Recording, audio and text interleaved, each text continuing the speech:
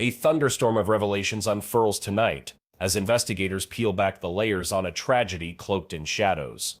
The death of a young soul, Sam Nordquist, sends sonic waves through communities grappling with loss and anger. In a whirlwind of newly released information, 5 individuals have been apprehended, painted as the orchestrators of an abhorrent saga marred by prolonged torment. As the noose of evidence tightens around them, questions arise. Who were they to wield such inhumanity, and what darkness bred their actions?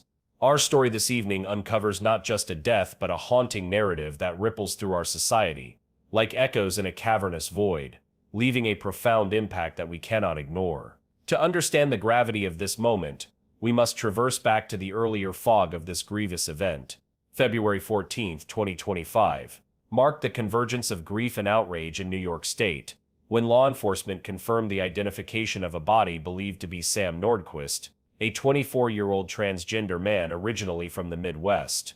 His life extinguished, the remnants of his existence unearthed in a desolate Yates County field, revealing a narrative of a young man who had been living at Patty's Lodge, a place meant for comfort but steeped instead in malice. The tapestry of his final days woven into the fabric of systemic abuse. This tragic episode extends beyond personal loss into a broader critique of societal acceptance and the very nature of humanity. Emerging from the cauldron of investigation, startling details have surfaced, giving voice to a tragedy steeped in hideousness.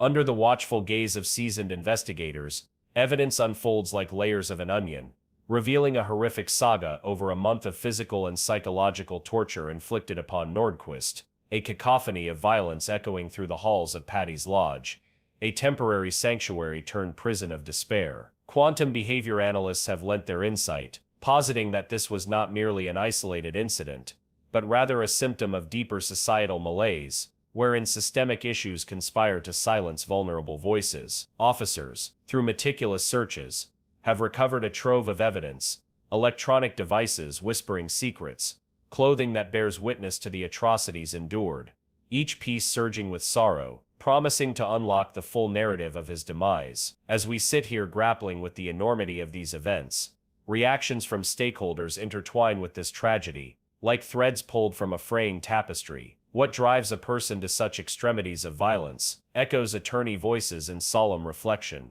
A heart must not only break but shatter to allow such cruelty. Community leaders are left to ponder what must change within the soul of society to prevent future tragedies. Each act of indifference carves deeper lines into the human experience, expresses a local activist, their tone a visceral wake-up call that lingers in the atmosphere. A somber reminder reverberates across forums and gatherings, impassioned discussions echoing the need for systemic change. The fragility of existence slips through our fingers if we do not stand resolute against inhumanity. In examining the broader implications of this tragedy, we find ourselves at a crossroads fraught with uncertainty and urgency. What can we glean from this abhorrent act? Is this simply a singular calamity, or does it point to a pervasive undercurrent of violence lurking beneath the surface of acceptance? Social scientists quizzically ponder, are we willing to confront the mirrors reflecting our biases, or shall we let this event remain a hushed whisper of despair in the annals of time? The contours of tolerance in our communities are being tested,